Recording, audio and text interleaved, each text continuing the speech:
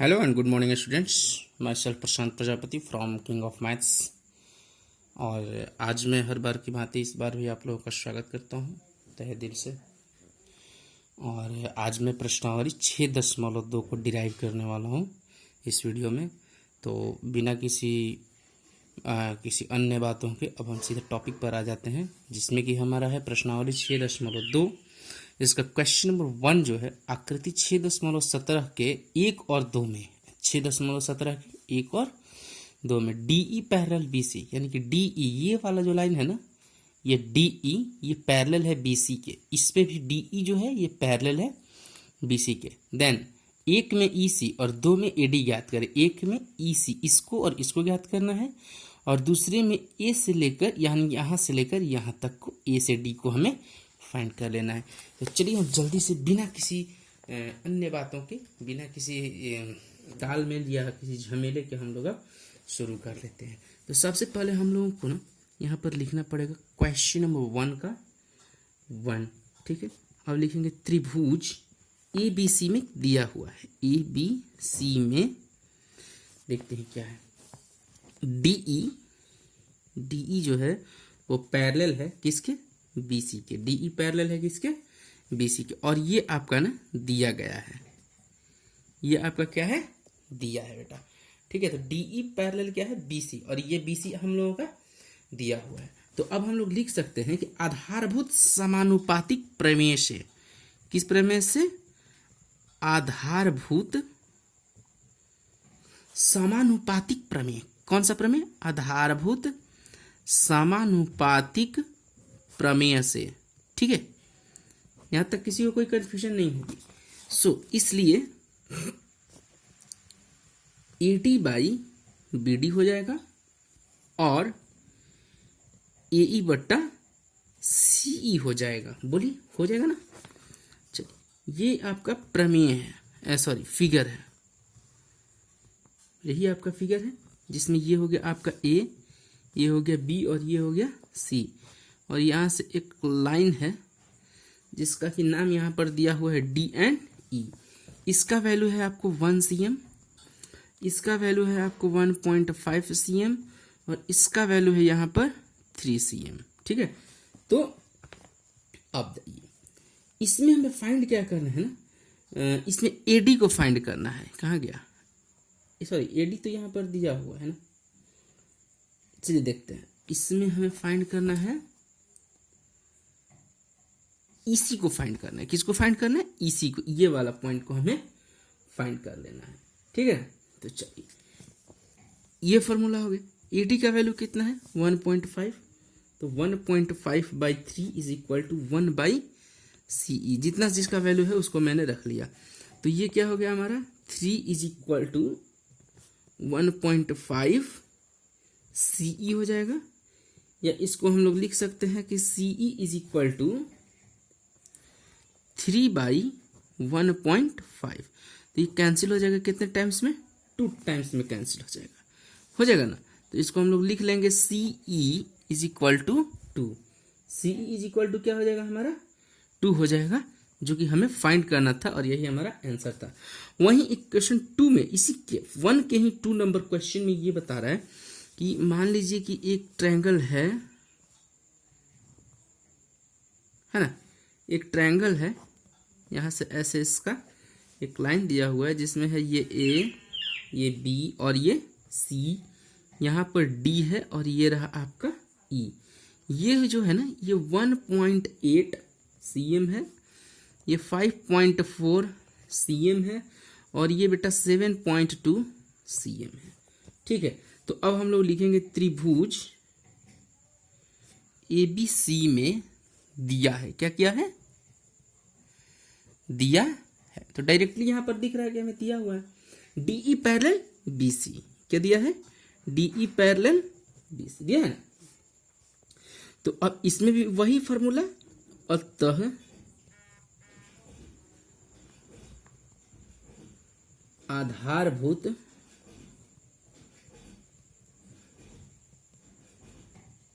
समानुपातिक प्रमेय से, है ना, AD बट्टा BD क्या हो जाएगा, AD बट्टा BD बराबर AE बट्टा CE, यही हो जाएगा ना। चलिए इसका ही वैल्यू हम लोग रख लेते हैं, रख लेंगे ना, इसका भी वैल्यू क्या कर लेंगे हम लोग, रख लेंगे। तो चलिए रखते हैं। AD का वैल्यू कितना है यहाँ पर नहीं पता, BD का वैल्यू कितना है, BD का value 7.2 is equal to AE का वैल्यू 1.8 और ये हो जाएगा तो 5.4। चलिए क्रॉस मल्टीप्लाई कर देंगे, 5.4 AD इज इक्वल टू हो जाएगा 7.4 मल्टीप्लाई 1.8, बोलिए हो जाएगा ना।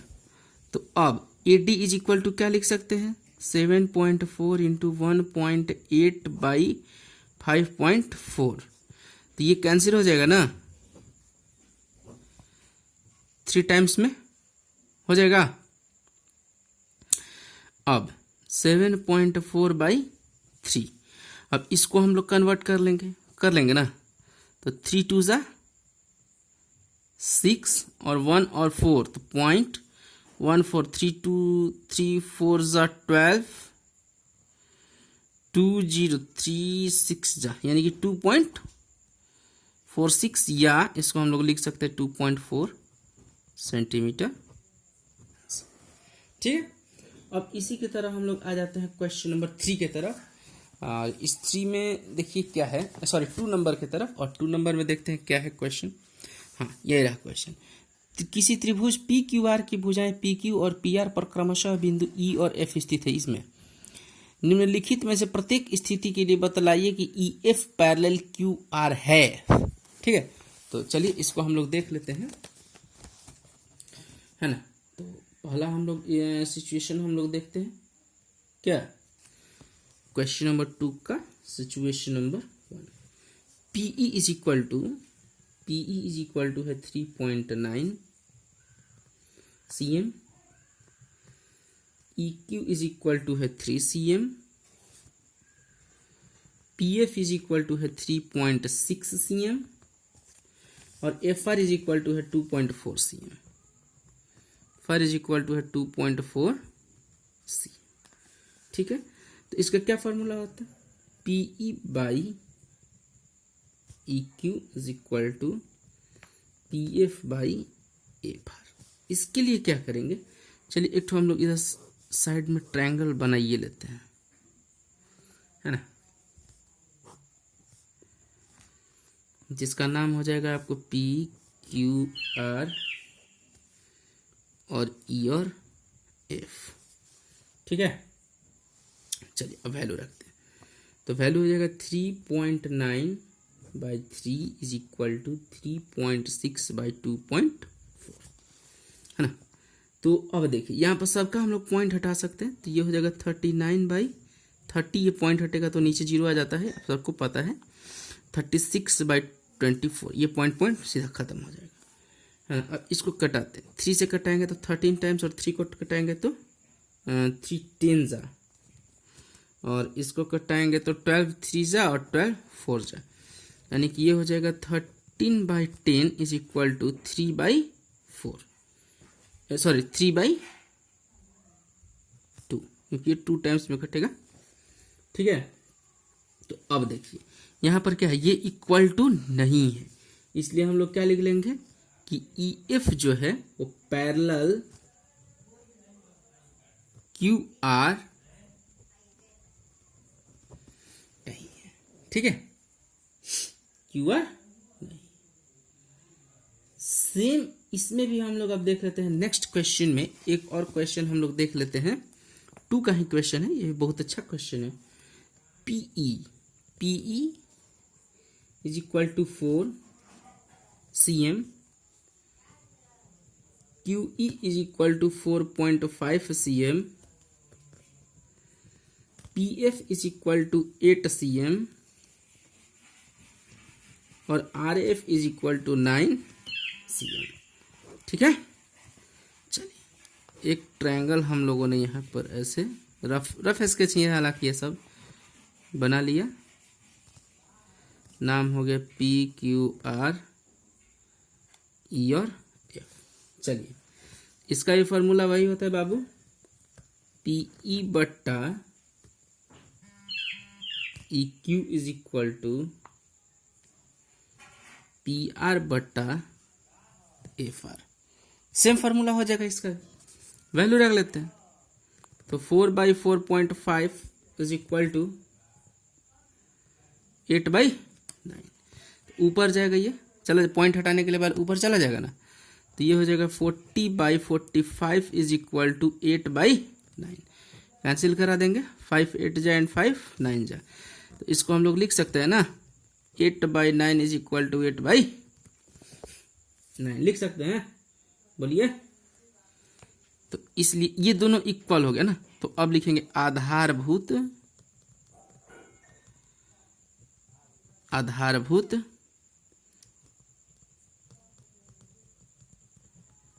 समानुपातिक प्रमेय से EF parallel QR, EF parallel QR। ठीक है, तो बोलिए यहां तक कोई दिक्कत किसी को नहीं होगी ना? ठीक, चलिए अब हम लोग आते हैं प्रश्न नंबर 3 के तरफ।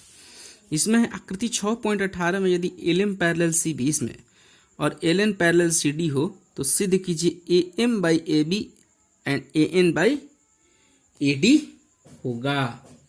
इसी को हमें क्या करना है बाबू? प्रूफ करना है। यहाँ पर इज इक्वल टू NCERT ने छोड़ा है बाई प्रिंटिंग मिस्टेक। हालांकि ये मत समझिएगा मैंने गलत करता, छूट गया, किसी से भी छूट जाता है। हम लोग बनाते हैं तो क्या नहीं छूट जाता है? बिल्कुल छूट जाता है, कैसा थोड़ा है। अरे भी तो आदमी ये ना बनाता है, बोलिए ऐसा थोड़ा ना है कि इसको भगवान बना देता है। ऐसा कुछ होता तो कभी गलती ये ना होता।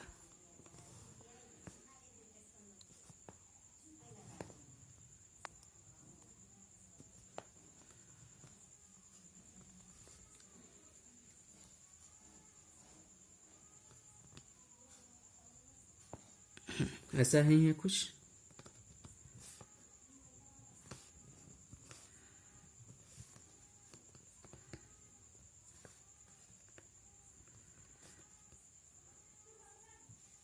चलिए अब ट्रायंगल ABC, बोलिए सही है ना? ML parallel BC, ML parallel BC, यानी कि ये ML जो है ये पैरेलल है BC के। ठीक है, तो अब आइए आधारभूत समानुपातिक प्रमेय से।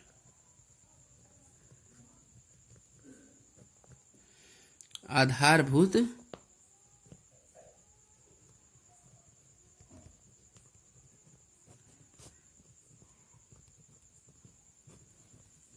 समानुपातिक प्रमेय से AM/BM लिख सकते हैं।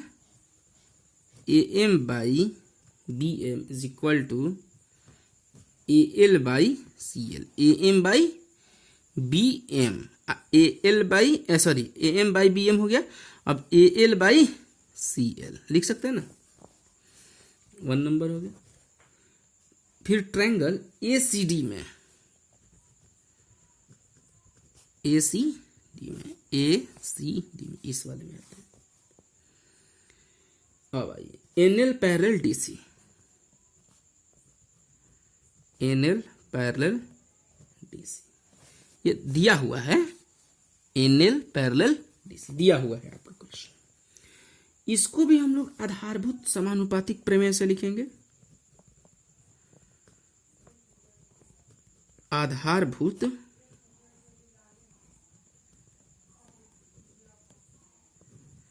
समानुपातिक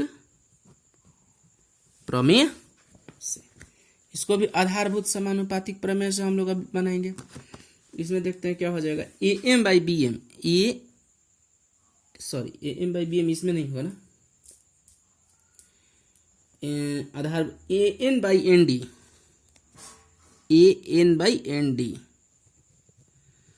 ए N by N D is equal to A L by C L. ये तो कॉमन हो जाएगा दोनों का। इक्वेशन नंबर 2 हो गया। अब इक्वेशन 1 और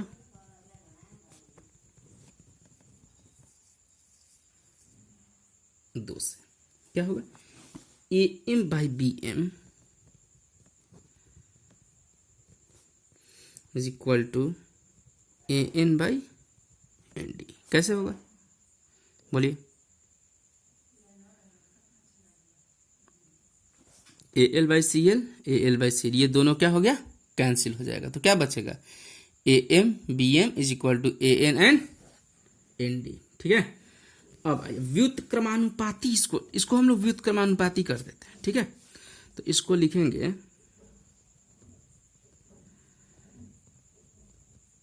व्युत्क्रमानुपाती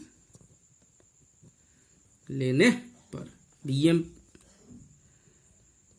एम बाई ए एम हो जाएगा is equal to N D by A N हो जाएगा ना। अब इसको हम लोग क्या कर लेते हैं ना कि दोनों तरफ से हम लोग 1 ऐड कर देते हैं, दोनों तरफ 1 जोड़ने पर किसी भी तरीके से हमारा प्रूफ हो जाना चाहिए, बस सीधी सी बात। B M by A M plus 1 is equal to N D by A N plus 1। ठीक है ना, ये हो जाएगा B M plus A M by A M is equal to N D plus A N by A N हो जाएगा। अब देखिए बाबू, यहां पर क्या है, ए एम दिख रहा नहीं, दिख रहा है ना, ए एम और एम बी, ए एम और एम बी मिलाकर क्या हो जाएगा, ए बी हो जाएगा ना। तो A B by A M, उसी तरीके से इसको जब हम लोग कर लेंगे तो ये हो जाएगा ए डी बाई ए हो जाएगा। अब हम लोग इसको पहले व्युत्क्रमानुपाती इसका ले चुके थे, अब पुनः इसको व्युत्क्रम कर देंगे।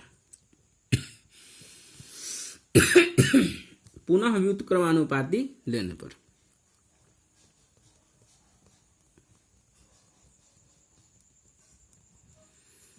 पुनः व्युत्क्रमानुपाती लेने पर A M by A B is equal to A N by A D. यही हमें प्रूफ भी करना था और हमने प्रूफ कर दिया। कर दिया ना प्रूफ।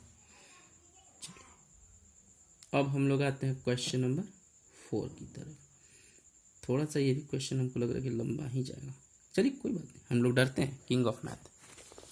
डरना तो हमने सीखा है ना, डर को हम लोग मार के भगा देते हैं ना जी। 4 नंबर क्वेश्चन हम लोग देख लेते हैं।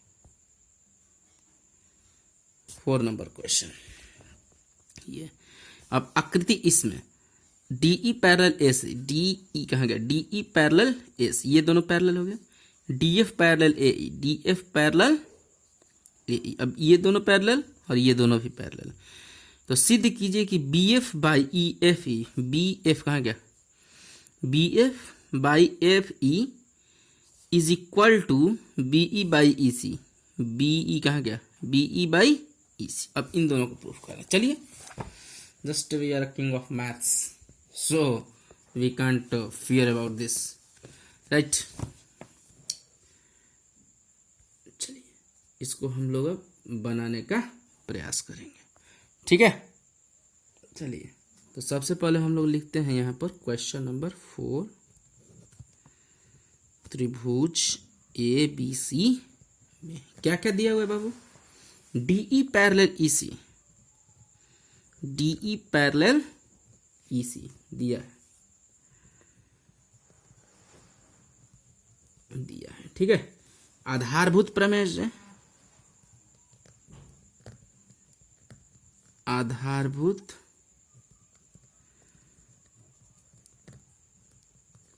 समानुपातिक प्रमेय से BD बटा AD is equal to BE बटा इस इक्वेशन हो गई है 1 नंबर। ठीक है,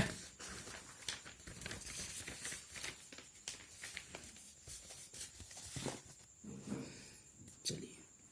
अच्छा, इसका हम लोग फिगर नहीं बनाया ना, तो इसका हम लोग फिगर एक बना लेते पहले, ताकि आप लोगों के भी नज़र में ये फिगर रहना चाहिए। ठीक है,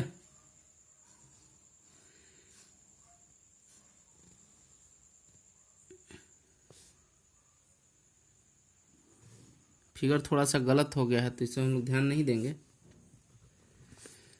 ABCD E और ये F है ना, तो इस फिगर पर प्लीज आप लोग ध्यान नहीं देंगे। फिर पुनः त्रिभुज ABE में देखते हैं इसमें क्या है। DF पैरेलल AE है। DF जो है, DF ये पैरेलल है AE के, AE के।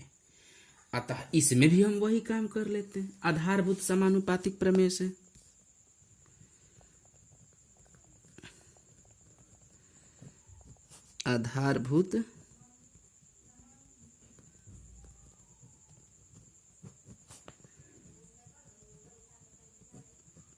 आधारभूत समानुपातिक प्रमेय से। ठीक है, इसको लिख लेंगे BD बटा AD, BD बटा AD बराबर BF बटा F। ये हो गया equation number 2। Sorry,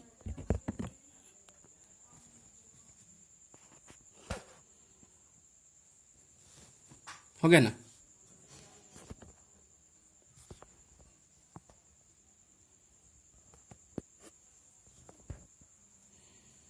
please don't mind for seconds.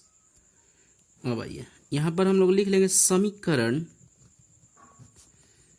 1 तथा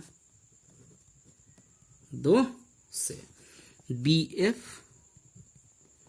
बट्टा FE इक्वल टू BE बटा EC हो गया। और यही हमें क्या करना था, प्रूफ्ड, यही हमें प्रूफ करना था। अब आइए क्वेश्चन नंबर 5 की तरफ। चलिए देखते हैं क्वेश्चन नंबर 5 क्या है ना, जरूरी है ना देखना जी। चलिए देख लेते हैं क्वेश्चन नंबर 5। आकृति 6.20 में, यानी कि आकृति यहाँ पर दी हुई है, देखिए ये रही आपकी आकृति। DE पैरेलल AC, DE जो है वो पैरेलल है AC के, यानी कि DE कहाँ गया, DE पैरेलल AC है कहाँ इसमें, ये कहाँ दिया है 6.20 में जी। अच्छा ये क्वेश्चन है ना, हम लोग सॉरी उल्टा पढ़ रहे थे। DE पैरेलल OQ, DE जो है ये पैरेलल है OQ के, और DF जो है ये पैरेलल है आपके OR के। तो दर्शाना है कि EF जो है वो इक्वल है QR के।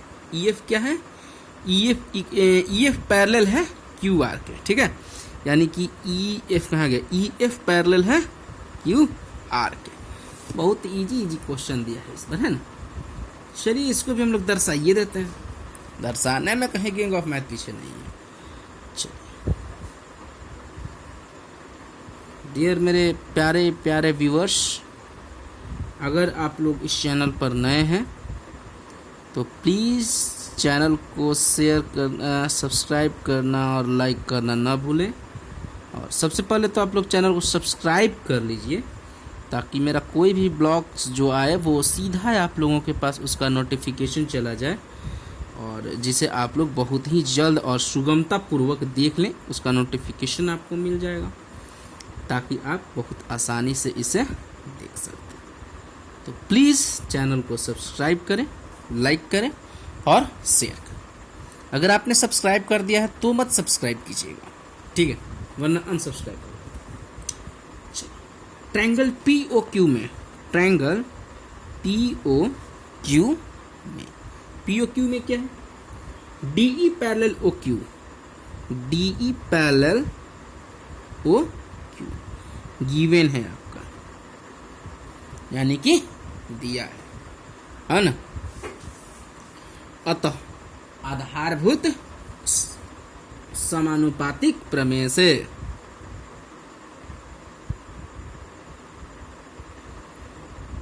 आधारभूत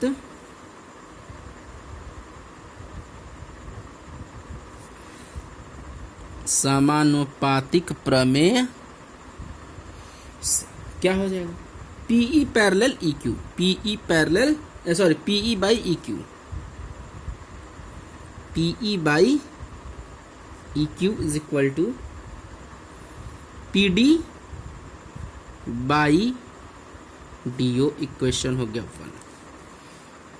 अगेन ट्रायंगल POR में, अगेन ट्रायंगल POR क्या हो जाएगा भाई?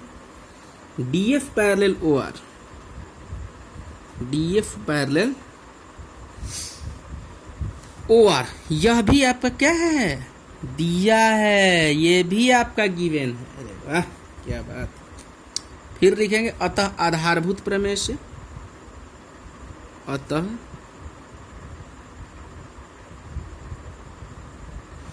आधारभूत प्रमेय से, आधारभूत प्रमेय से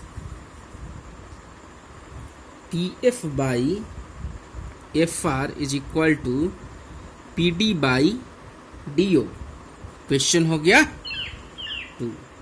अब हम लोग लिख लेंगे बेटा समीकरण 1 तथा समीकरण 2 से, समीकरण 1 और 2 से। PD by DO, PD by DO cancel हो जाएगा, क्या बचेगा? PE by EQ, PE by EQ is equal to PF by FR, क्या बचेगा आपका? PF बाई FR, है ना। तो अब देखिए चूंकि भुजाएं समानुपातिक है, इसकी क्या है? भुजाएं समानुपातिक है, लिखेंगे चूंकि भुजा जो है ना वो समान अनुपात की है, समानुपातिक, इसलिए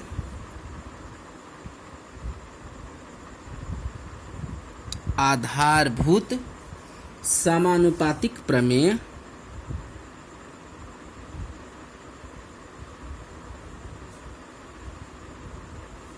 से नहीं, इसके विलोम से, समानुपातिक प्रमेय के विलोम से EF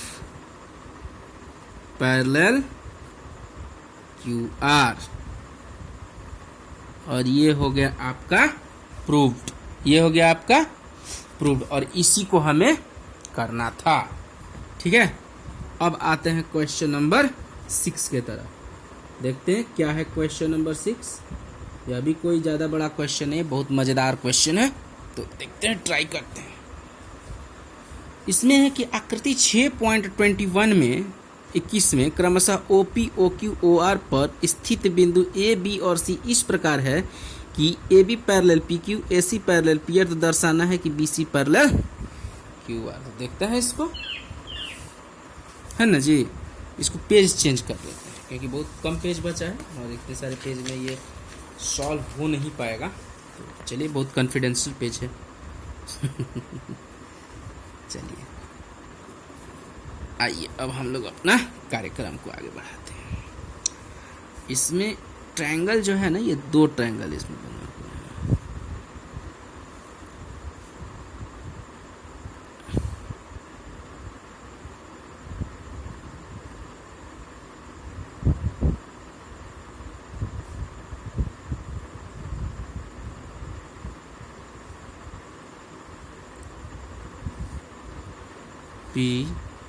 PQR, A, B, C ओ हो गया। चलिए अब हम लोग आगे बढ़ते हैं बनाने की तरफ। POQ में पहले देखते हैं, बड़का में। ये है क्वेश्चन नंबर 6, है ना। तो ट्रायंगल POQ में, ट्रायंगल POQ में AB parallel PQ, AB parallel PQ क्या है, दिया है ना। तो अतः आधारभूत इसमें भी हो जाएगा, अतः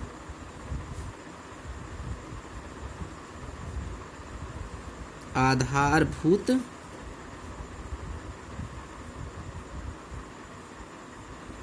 समानुपातिक प्रमेय से क्या है, OA बट्टा AP बराबर OB बट्टा BQ। क्वेश्चन नंबर 1 हो गया ना। अब उसी तरह से POR में, ट्रायंगल POR कहाँ गया, POR में। अब इसको देखे थे ना पहले, अब इस साइड को देख लेते हैं। इसको भी AC पैरेलल क्या है, AC पैरेलल है PR के, AC पैरेलल PR। यह भी बाबू दिया ही, अपना मन से हम थोड़े ना, है ना। तो अब इसको भी हम लोग लिखेंगे, अतः आधारभूत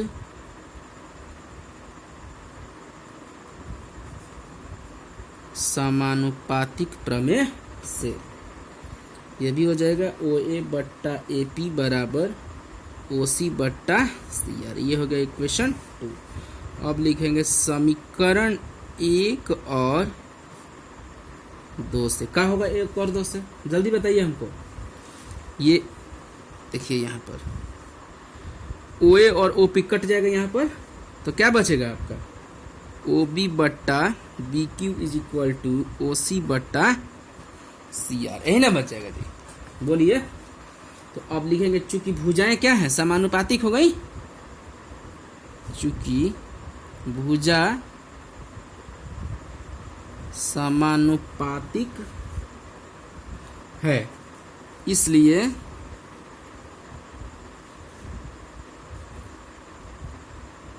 आधारभूत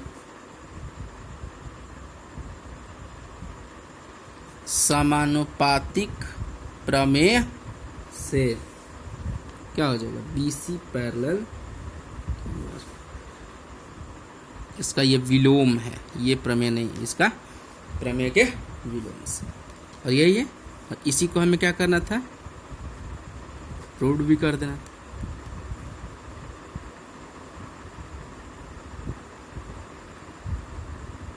चलिए अब देखिए, लास्ट में हम क्या देते हैं आपको, हर बार की भांति इस बार भी, और इसी के साथ एक प्यारा सा आपके लिए। तो प्लीज़ आप चैनल को लाइक करें, शेयर करें और सब्सक्राइब करें। अगर आप हमारे इस चैनल किंग ऑफ मैथ्स पर नए हैं तो प्लीज़ किंग ऑफ मैथ्स को सब्सक्राइब जरूर कर लें, ताकि कोई भी ब्लॉग्स जब मैं डालूं तो सीधा आपके पास उसका नोटिफिकेशन चला जाए और आप उसे देखकर लाभान्वित हो सकें। यही मेरी हार्दिक इच्छा है, दिली तमन्ना है। और फिर हम वापस आपसे कल शाम 4 बजे मिलते हैं इस चैप्टर का पार्ट 2 लेकर। तब तक के लिए thank you, have a nice day, okay.